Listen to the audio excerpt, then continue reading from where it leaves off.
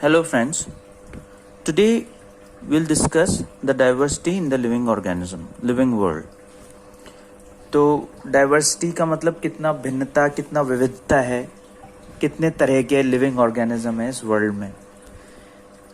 ठीक है, आप डे टू डे आपका ऑब्जर्वेशन भी होगा प्लांट्स, इंसेक्ट्स, बर्ड्स, एनिमल्स और वैसे भी कई ऑर्गेनिज्म है जो नेकेड आई से दिखते नहीं है, जैसे कि माइक्रो ऑर्गेनिजम्स, जैसे कि बैक्टीरिया, वायरस, फंजाई. ठीक है, तो हम इसमें जो डाइवर्सिटी है लिविंग वर्ल्ड में उसको पढ़ेंगे. अब डाइवर्सिटी लिविंग वर्ल्ड में जो लिविंग ऑर्गेनिजम्स हैं वो इतने अलग अलग तरीके के हैं.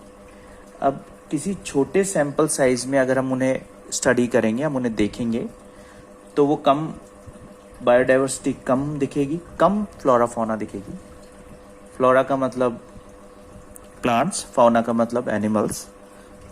और यही अगर सैंपल साइज बढ़ा देंगे, किसी बड़े डेंस फॉरेस्ट में देखेंगे, तो हमें ज़्यादा बायोडाइवर्सिटी मिलेगी. ठीक है, अभी तक साइंटिफिक डिस्कवरी 1.8 मिलियन स्पीशीज की हो चुकी है. 1.8 मिलियन लिविंग ऑर्गेनिजम्स देखे जा चुके हैं. मिलियन किसको डिनोट करता है? मिलियन 10⁶ को डिनोट करता है, 10 की पावर 6 को डिनोट करता है. तो 1.8 इंटू 10⁶ स्पीशीज, लिविंग स्पीशीज हम साइंटिस्टों ने देख ली है, खोजी जा चुकी है. ठीक है, तो इतनी डाइवर्सिटी है, ये क्या कहलाएगी? Biodiversity. Bio means living, diversity means विविधता या भिन्नता. कितने तरीके के ऑर्गेनिज्म हैं.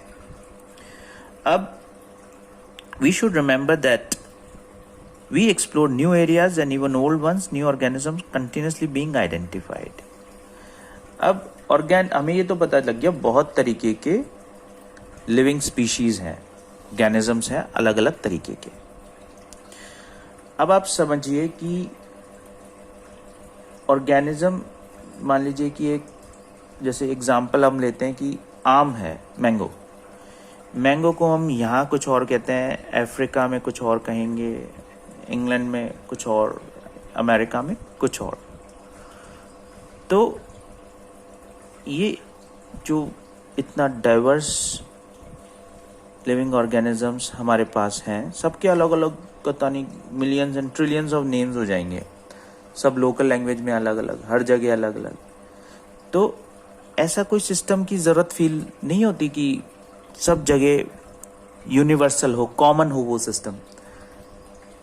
जैसे कि मान लीजिए मैंगो है, तो सब उसको, मान लीजिए उसका नाम मैंगीफेरा इंडिका है, उसका बॉटनिकल नेम क्या है? Mangifera indica. तो हर जगह मैंगीफेरा इंडिका के नाम से ही वो पढ़ा जाए, समझा जाए, तो लाइफ थोड़ी इजी हो जाएगी.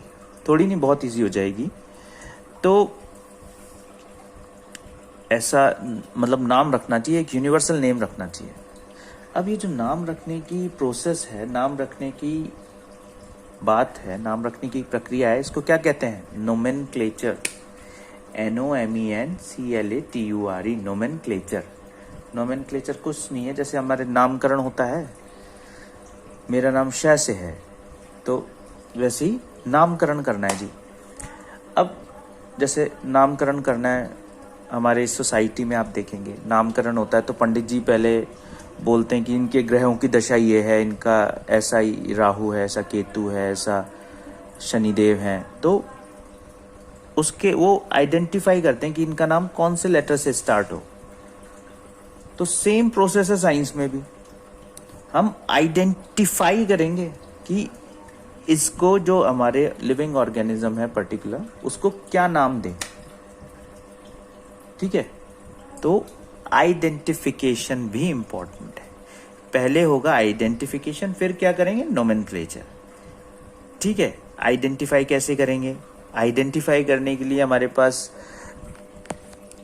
जैसे कि मान लीजिए किसी को मैं इंसेक्ट कहूंगा, किसी ऑर्गेनिज्म को, तो मैं देखूंगा कि उसके 3 पेयर्स ऑफ लेग्स हैं, एक्सोस्केलेटन है, बायलैटरल सिमेट्री है, तो मैं इसको इंसेक्ट कह सकता हूँ.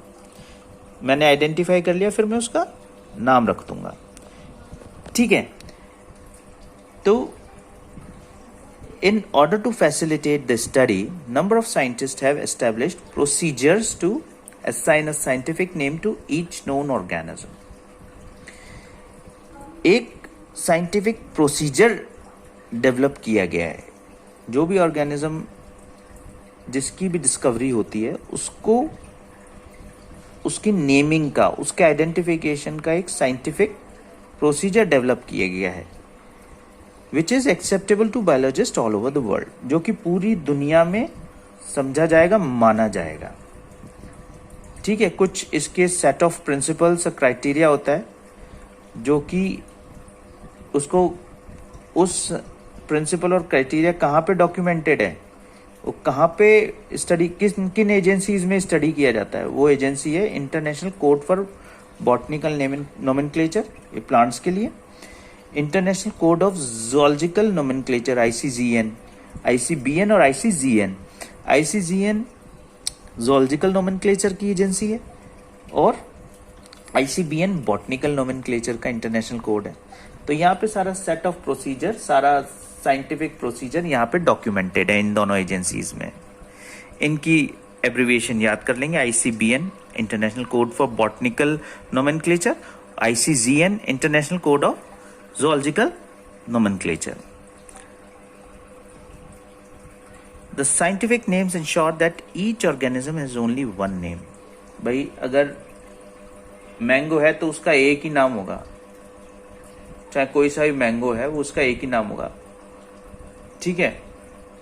और जो भी एक चीज है उसका एक ही नाम होगा। तो ये इंश्योर करते हैं लोग। Description of any organism should enable the people to arrive at the same name, हमने डिस्कस कर लिया ये। They also ensure that such a name has not been used for any other known organism. Duplication नहीं होगा।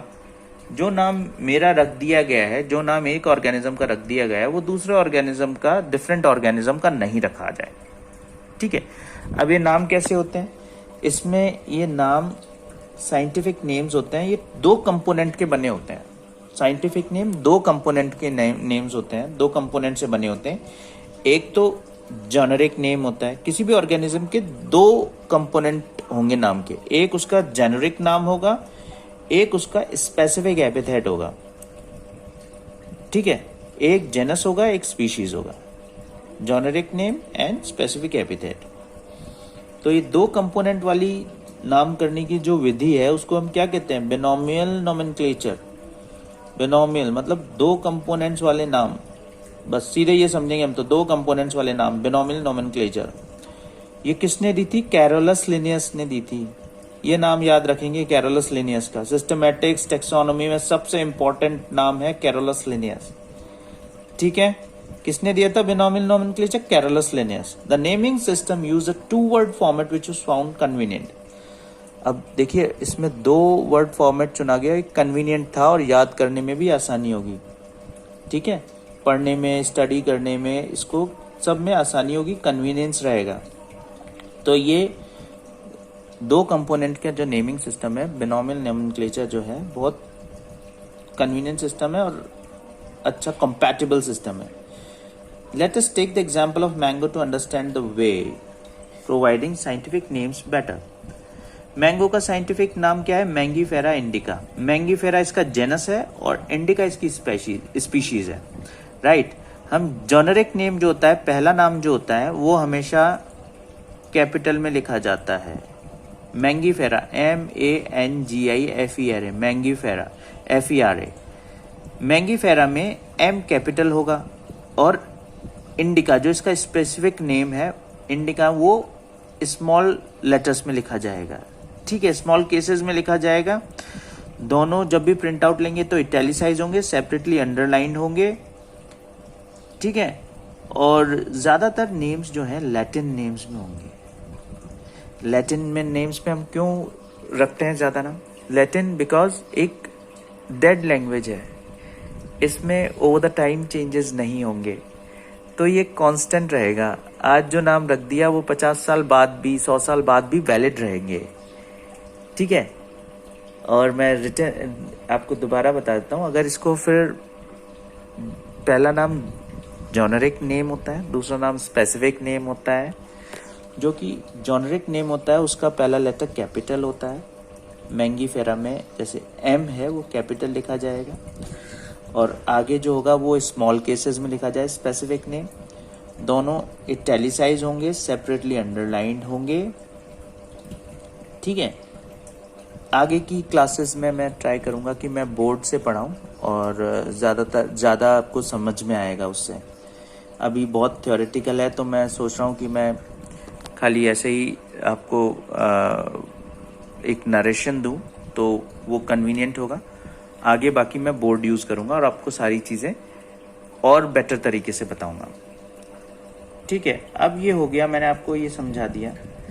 अब इसमें एक कई बार क्या होता है, ऑथर या जो भी साइंटिस्ट होता है उसका नाम स्पेसिफिक एपिथेट के बाद लिखा जाता है। जैसे मैंगीफेरा इंडिका किसने स्टडी किया था? लिनियस ने। तो इसके आगे मैंगीफेरा इंडिका के आगे लिनियस का नाम का एब्रिविएशन लिख देंगे, Mangifera Linn, Mangifera indica Linn, LINN dot. ठीक है, तो ये डिनोट करता है कि इसका जिस साइंटिस्ट ने उसे स्टडी किया था उसके ऑनर में उस स्पेसिफिक एपिथेट के आगे ये हम डिनोट कर देंगे LINN डॉट, मैंगीफेरा इंडिका लिन। ठीक है, तो ये भी होता है कहीं में साइंटिस्ट को ऑनर करने के लिए हम उनके नाम के आगे, स्पेसिफिक नाम के आगे लिख देते हैं। अच्छा, स्पीशीज हम इतनी बार बात कर रहे हैं, स्पीशीज का मतलब क्या होता है? स्पीशीज की क्या मतलब होता है हम वैसे आगे डिटेल में पढ़ेंगे, पर अभी ध्यान रखने के लिए समझ लीजिए कि species are group of individuals with similar characteristics where they can interbreed to produce offspring. जो ऐसे सिमिलर कैरेक्टरिस्टिक्स रखने वाले इंडिविजुअल जो कि आपस में इंटरब्रीड करके ऑफस्प्रिंग्स प्रोड्यूस कर सकते हैं। ठीक है, स्पीशीज आपस में हमेशा जो भी सेम स्पीशीज के होंगे वो आपस में ब्रीड करने की और ऑफस्प्रिंग प्रोड्यूस करने की कैपेबिलिटीज रखेंगे। ये की कॉन्सेप्ट है स्पीशीज का। ठीक है, तो चलिए, अब आपने ये तो समझ लिया बहुत बायोडाइवर्सिटी है, करीब 1.8 मिलियन लिविंग ऑर्गेनिजम्स हैं। तो इसे इन सब चीजों की साइंटिफिक स्टडी कैसे करें स्टडी? क्यों ना इनमें ग्रुपिंग कर ली जाए, सिमिलर ऑर्गेनिजम्स के ग्रुप्स बना लिए जाएं डिफरेंट, और स्टडी किया जाए। कैसा रहेगा? तो बिल्कुल यही हमारा तरीका रहेगा, क्लासिफिकेशंस में हम क्या करेंगे, इनके डिफरेंट एनिमल्स के डिफरेंट ग्रुप्स बना लेंगे। मतलब सेम एनिमल एक ग्रुपिंग कर लेंगे हम उनकी, इसमें कैटेगरीज बना लेंगे on the basis of some observable characteristics, category बना लेंगे हम। ठीक है, जैसे आप डे टू डे लाइफ में भी देखिए, आपको कितने तरीके के डॉग्स दिखते हैं। मान लीजिए एल्सेशियन दिख गया, डोबरमैन दिख गया, जर्मन शेफर्ड दिख गया, तो हम क्या बोलते हैं, ये कुत्ता है। तो कुत्ता जो है, डॉग एक कैटेगरी है जिसमें कि हम आइडेंटिफिकेशन के लिए यूज कर रहे हैं। तो ये कैटेगरी को हम साइंटिफिक इसकी टर्म्स में क्या बोलेंगे? टैक्सा, कैटेगरी, टेक्सॉन सिंगुलर है, टैक्सा प्लूरल है, TAXON टैक्सॉन। जैसे डॉग एक टैक्सॉन है। और मान लीजिए हम फील्ड में घूम रहे हैं, हमें कोई पेड़ दिख गया या कहीं जाके फसल दिख गई, राइस की, वीट की, बड़ा नीम ट्री दिख गया या और कोई प्लांट दिख गया, तो हम क्या कहेंगे? सब प्लांट है। तो प्लांट क्या हो गया? एक टैक्सॉन हो गया। प्लांट एक टैक्सॉन हो गया, एक कैटेगरी हो गई। टैक्सॉन का मतलब कुछ नहीं, जब भी टैक्सॉन वर्ड आए तो आपको क्या क्लिक करना चाहिए? कैटेगरी। ठीक है, टैक्सॉन का मतलब कैटेगरी है।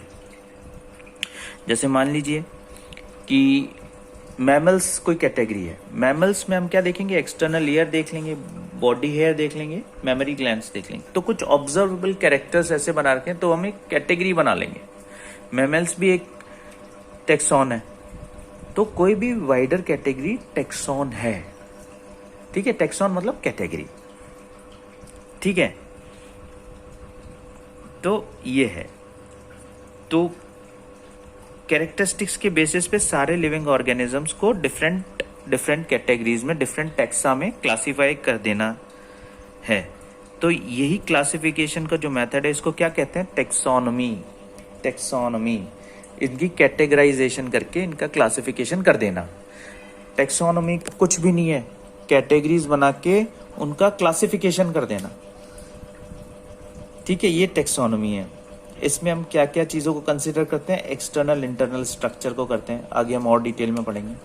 Along with the structure of cell development process, ecological information of organisms, ये कुछ मॉडर्न टेक्सोनोमिक स्टडीज के पैरामीटर्स हैं। क्या क्या है? External internal structure of cell development process and ecological information of organisms. ये हम टेक्सोनोमिक स्टडीज के बेसिस हैं। अब टेक्सोनोमी एक बार सम अप कर लेते हैं। अभी तक हमने जितना पढ़ा, हम टेक्सोनोमी तक आ गए। तो टेक्सोनोमी में क्या है? चार बेसिक प्रोसेस हैं। क्या क्या है? Characterisation, identification, classification, nomenclature. Characterisation का मतलब कुछ नहीं है, कैरेक्टराइजेशन का मतलब कैरेक्टर्स देखना, डिफरेंट। ये कैरेक्टर्स क्यों देखते हैं? ताकि हम सिमिलैरिटी ड्रॉ कर सकें, डिफरेंसेस ड्रॉ कर सकें। फिर कैरेक्टर्स हमने देख लिए, उसके बाद हम क्या कर रहे हैं? आइडेंटिफिकेशन कर लें। आइडेंटिफिकेशन कर लिया, अब हम कर लेंगे क्लासिफिकेशन।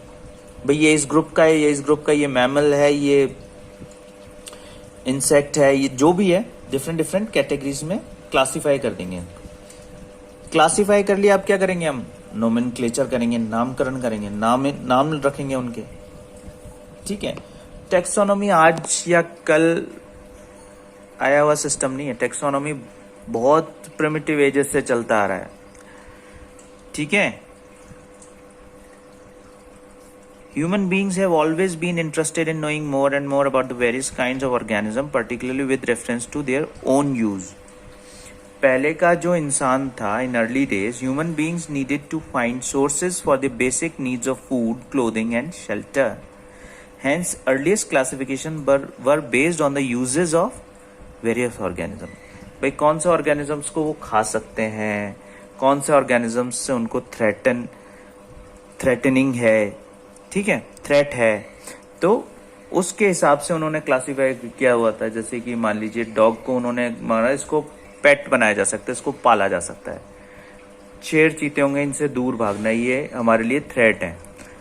मुर्गे बकरे या फिर भेड़ें होंगी, उनको खाया जा सकता है, डोमेस्टिकेट किया जा सकता है।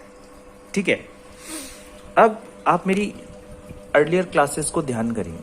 मैंने क्या कहा था? बायोलॉजी कभी भी आइसोलेशन में नहीं पढ़ी जा सकती, हमेशा इंटरैक्टिव होती है बायोलॉजी। अब हमने डिफरेंट ग्रुप्स बना लिए क्लासिफिकेशन में, डिफरेंट बायोलॉजिकल ग्रुप्स बना लिए। अब ये ग्रुप्स ना आइसोलेशन में नहीं होंगे, इन ग्रुप्स की इंटरडिपेंडेंस भी हमें देखनी पड़ेगी, आपस में इन ग्रुप्स के बीच की रिलेशनशिप्स भी हमें पढ़नी पड़ेंगी। तो किस ब्रांच के अंडर हम आपस में इनकी डिफरेंट क्लासिफाइड जो ग्रुप्स हैं, उन किस ब्रांच के अंडर में पढ़ेंगे? सिस्टमैटिक्स। सिस्टमेटाइज करते हैं ना, किस चीज को सिस्टमिक अरेंजमेंट करते हैं, सिस्टमैटिक अरेंजमेंट करते हैं। तो ये सिस्टमैटिक्स वही है कि आपस में हम रिलेशनशिप्स देखेंगे डिफरेंट ग्रुप्स का। ये क्यों इम्पोर्टेंट है?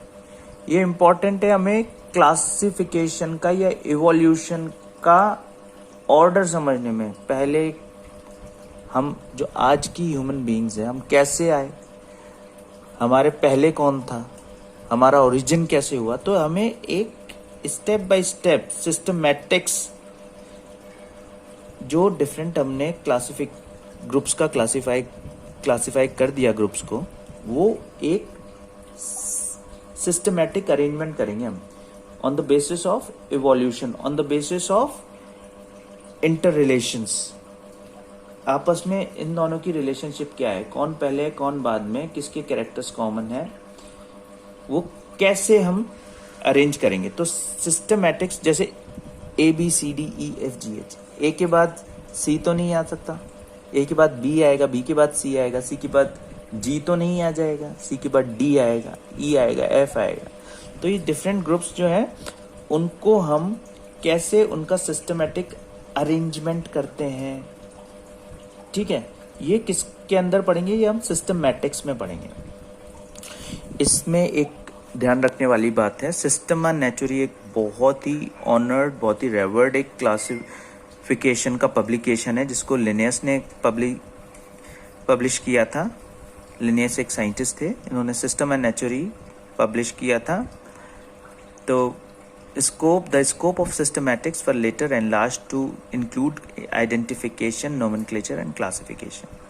ये जब शुरू में आया था तो इस आइडिया से नहीं आया था सिस्टमैटिक्स, बाद में इसको किससे जोड़ दिया, क्लासिफिकेशन, नोमेनक्लेचर, आइडेंटिफिकेशन से। अब इससे एक ब्रांच ऑफ बायोलॉजी का एक और ब्रांच ऑफ बायोलॉजी निकली, इवोल्यूशनरी बायोलॉजी। इसमें इवोल्यूशनरी हिस्ट्री पढ़ते हैं, ठीक है। तो ये आगे बहुत इंटरेस्टिंग होने वाला है। तो